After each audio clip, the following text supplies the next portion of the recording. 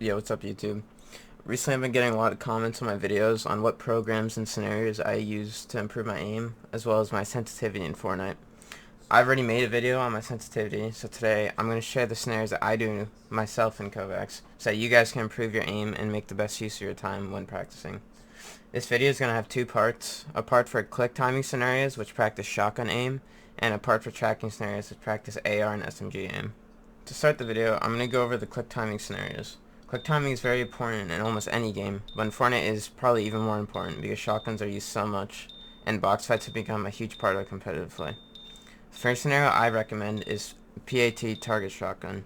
The goal of this scenario is to hit headshots on the different targets, and to switch targets while still keeping your accuracy up.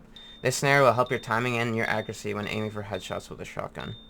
Next up, we have Bounce 180. This scenario has small targets that are constantly moving, which will help your precision and your timing. If you put the time into this course, you will see your shotgun aim improve immensely. The third scenario is pretty easy, and that is micro shot speed. The goal of this scenario is to use micro movements to hit the target that goes to a different spot every time you hit it. This really works your reaction, timing, and flicks, all things that you need for a good shotgun aim. To get the most out of this, you want to hit the target as fast as you can without compromising your accuracy. The fourth scenario is a very popular one, and that is Tile Frenzy Mini.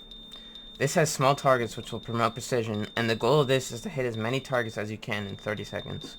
Every time you hit a target, it will change spots, which will work your reactions, micro moves, and timing. Lastly, we have a pretty difficult course, and that is one wall of 5 targets, Pesu. This scenario has 5 targets that move unpredictably, causing you to move to the target quickly. This scenario will improve your shotgun aim the most out of any of these, because of the unpredictability the course has.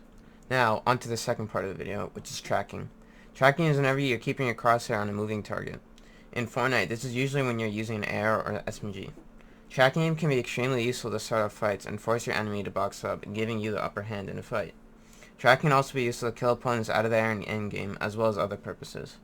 To start off the tracking section, I could recommend close Long Strafes and Invincible. This scenario is going to work wonders for your close range SMG tracking. The target has infinite health, so you have to try and track the target as consistently as possible and to react whenever the target strafes. Next up, we have thin aiming long. This scenario will improve your precision while tracking. You must keep your crosshair on a very thin target that strafes very quickly as consistently as possible. This is the hardest scenario in the whole video, so don't get discouraged if your scores are not that high at first. For the third scenario, we have Keta IC Long Strafes.